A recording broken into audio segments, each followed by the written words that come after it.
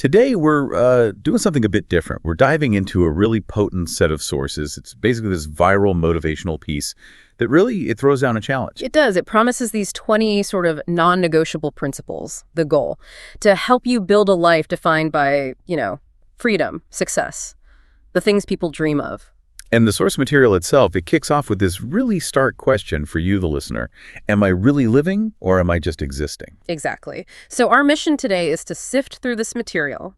The source calls it real talk, not sugar-coated lies, and pull out those core lessons. It's all about success coming from discipline, immediate action, not magic. Okay, real talk it is. We've kind of grouped the key lessons into 4 areas. Let's start right at the bottom, the foundation.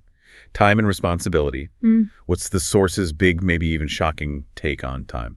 Well, it flips the script immediately. It uses really strong language, saying you don't kill time. It's actually the opposite. If you're wasting time, then time is effectively killing you. Wow, that's intense. Why so aggressive, do you think? Does saying killing actually work, or does it just, freak people out? The argument is that the intensity is needed. People don't really grasp that time is finite, that it's running out. So the message is hitting snooze, endlessly scrolling. That's not just putting things off. Right. You're literally destroying bits of your life, your one life.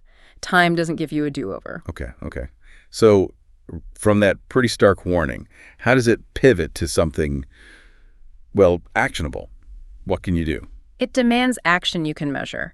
Start valuing your hours like gold. Specifically, it says, write down a daily plan. Focus on one thing that moves your life forward. Just one thing. One main thing, yeah. And maybe the most practical tip, cut 1 hour of social media daily. Replace it with reading, learning, planning, something constructive. That's how you start building momentum. And this focus on using time wisely, it naturally leads to the next question, doesn't it? Who's actually responsible for how we spend those hours? Yeah. This is where lesson 2 hits hard. Stop blaming and start building. The source is crystal clear. Your life is your responsibility, period. Not your parents, not the government, not your boss. Nope. None of them. The source points out how people waste years, literally years, complaining about what they didn't get. Bad school, no support network, no starting capital. Yeah, the victim narrative. Exactly. But the people who achieve big things, the argument goes, they look at their story, the good and the bad, and just say, okay, this is the hand I was dealt. Now what am I going to build with it? And they bring up Oprah Winfrey here. They do. Classic example, but effective. Poverty, abuse, immense obstacles. But she didn't wait for conditions to be perfect. She built an empire from sheer hunger and fire, as they put it. It's a powerful story. But let's push back a little. This idea of radical self-responsibility. It sounds great, but it can feel incredibly isolating, right? Telling someone to just stop being a victim can be tough. True. And the source doesn't necessarily say it's easy. It actually ties into a later lesson. Lesson 13, your pain is your power. The idea isn't to ignore hardship or pretend it didn't happen. It's to use it. Betrayal, failure, setbacks. They're not weaknesses, they're fuel. The source claims strong people use that suffering to get tougher, smarter, sharpen their focus. So it's not heal first, then act. It's more like act through the pain, let it forge you. Pretty much. The advice is, accept your story, but refuse the victim label. Write down your problems. Then, for each one, write down one potential solution, just one, and then do something about it. Anything, even tiny. And driving all of this, there's that constant ticking clock. Yes. Lesson 3, the clock is ticking. Why not now? The urgency is relentless. What really hit me here was the specific fear they mentioned. It's not just general procrastination fear. No, it's the fear of looking back in, say, 10 years and being crushed by the weight of regret, lost time. That feeling, they say, is the worst pain in this world. That whole I'll start next week or next month thing. Yeah, the source calls that out as totally flawed thinking. Why? Because nothing magic is going to happen between now and then. Your motivation won't magically appear, the task won't get easier, your fear won't vanish. A mess. Unless you make a change right now, today, this hour. Okay. That really sets the stage for the next big theme, the internal saboteur. If we accept responsibility and the urgency, what stops us? Yeah. What are the internal roadblocks? First up, the big one, the trap of the comfort zone. Lesson 4. It feels nice. It feels safe. But the source says bluntly, it's killing your dreams silently because all the good stuff, growth, success, freedom, it all lives outside that zone. That's where things get interesting, yeah. They use a great analogy, the seed. To become a strong tree, a seed has to break out of its shell, push through the dirt, face the sun, the wind, the storms. Right. Staying safe in the ground means staying Yeah. dormant, potential unrealized. Exactly. So the prescription is, frankly, a bit terrifying but simple. Do something uncomfortable every day. Every single day. Every day. Fail proudly, fail loudly, but fail forward. Speak that language even if you butcher it. Start that business even if the first attempt crashes and burns. It's about forward motion, not perfection. But that motion gets stopped dead by lesson 5, doesn't it? That little phrase, I'll do it later. The source calls this the biggest lie. Because it's not really about planning to do it later. It's the voice of laziness, of fear. It usually means, I don't actually want to do this, or I'm scared to. And they use that example that stings a bit, the person wanting to start a YouTube channel years ago. Yeah, kept saying later, later, maybe waiting for the perfect camera or idea, and now they're watching someone else live their dream in that exact space. Regret again. So the antidote to later Is now. Practical tip. Set a timer for just 10 minutes. And start. Don't overthink, don't plan the whole thing, just start. One imperfect action now beats 100 perfect plans for later. which leads perfectly into the next internal enemy, Okay. overthinking. Lesson 6, stop thinking, start doing. When thinking replaces action, the mind becomes what do they say, a cage. Yeah, a cage. The analogy here is spot on, too. The person who reads 50 books on swimming, buys the best goggles, the fastest swimsuit, watches every Olympic race, Right. but never actually jumps in the pool, they'll never learn. Knowledge without action is just decoration, useless. So the goal isn't perfect planning, it's momentum. Build momentum. Exactly. Think for 10 minutes if you must, then act for the next 10 hours. Success comes from the doing. Okay, so once you commit to action, you realize the fight isn't really external anymore, it's internal. Which brings us to theme 3, winning the inner war. Lesson 7, you versus you. This is it.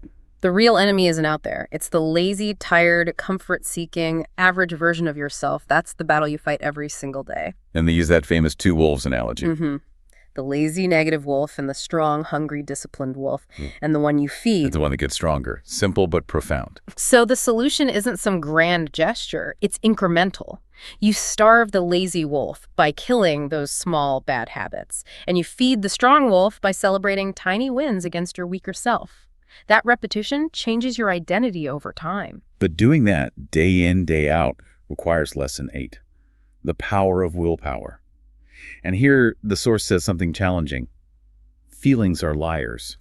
Yeah, that can be controversial because feelings are real. But the point is, if you let your mood dictate your actions, your future is toast. You won't feel like working out. You won't feel like studying. You won't feel like making that difficult call.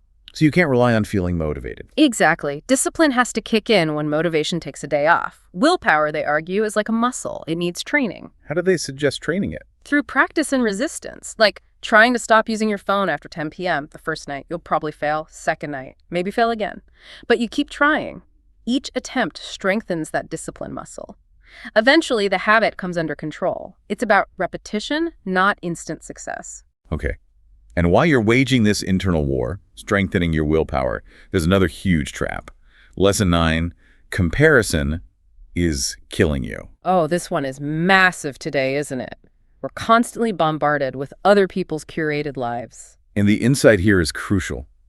You're comparing your entire messy reality, your full 24 hours, the struggles, the doubts, the boring bits, with someone else's carefully edited highlight reel. Right. That 15-second Instagram story, it doesn't show the tears, the failures, the debt, the loneliness that might be behind it. You're comparing your backstage chaos to their front stage performance. They had a nice analogy for this too, the sunflower and the rose. Yeah, beautiful, right? If they compare heights or colors, they both forget they're stunning in their own unique way. The only useful comparison, the source argues, is with yourself. Are you better than you were last month, last year? That's the metric, not someone else's today. Okay, that makes sense. So assuming you're managing your time, taking responsibility, fighting the inner demons, what about the outside world? That brings us to the final theme, navigating external noise. Yes. Because even with internal clarity, the world throws stuff at you. Lesson 10 is huge. Break the chains of expectations. Meaning family, society. All of it. These external expectations, the source argues, often create a prison of dreams. They use an example of a friend named Nick stuck in a soul-crushing 9-to-5 job he hates. Why? Purely because it's what my family expects. He's living their dream or their idea of security, not his own. That's a tough one, though. There's a balance, isn't there, between chasing your dream and, completely alienating your support system. How far do you push the disappointing others thing? The source leans heavily towards prioritizing your own path. It basically says you weren't born to be a supporting character in someone else's story. You have to be willing to risk disapproval to chase your own destiny. It implies that true support wouldn't demand you sacrifice your soul. A hard line. And what about the advice we get from others? Lesson 11. Very direct. Don't take advice from the unproven.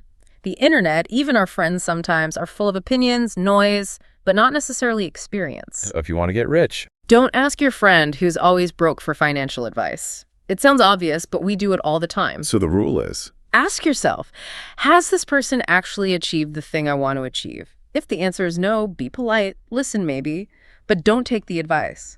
Taking the wrong advice, they warn, can set you back years. You need a ruthless filter. Filtering advice is one thing, but often we feel like we need permission, approval, validation. Which leads straight to lesson 12. Pick yourself. Nobody is coming to discover you. Nobody claps until you've already won. You have to be your own biggest cheerleader, essentially. Absolutely. They mentioned J.K. Rowling getting rejected 12 times. She didn't wait for a publisher to validate her. She kept picking herself, believing in her work. The most successful people, the source insists, didn't wait to be chosen. They chose themselves every single day. So start the thing. Write the book, launch the channel, apply for the job. Don't wait for external validation. Exactly. Tell yourself, I pick me. This all sounds pretty risky, though, which I guess is the point of lesson 14. No risk, no story. You can't achieve anything significant by playing it safe. Staying in the comfort zone, avoiding failure. That guarantees mediocrity, according to this source. And the argument is, at the end of your life, what will matter? The risks you took, the things you built, the stories you created, or how carefully you avoided any possibility of messing up. Right. Be the person with the interesting scars, not the person paralyzed by what-ifs. The advice is, ask, what's the worst that could happen? Okay, acknowledge that. Then immediately ask, but what if it actually works? That ties back to using pain as power, too. Scars as badges of honor. Mm-hmm. And then the final lesson, 15, is maybe the most liberating, in a harsh way. Nobody cares, and that's your greatest power. Ouch. But liberating, how? Because if you accept that most people are too wrapped up in their own lives, their own problems, their own insecurities, to be constantly monitoring your progress or judging your failures, then you're free. Totally free. Free to try things, free to fail spectacularly, free to look stupid learning something new, free to pivot. You don't need their approval because, honestly, you probably don't have their constant attention anyway. Build your life like nobody's watching, because mostly they aren't. Wow.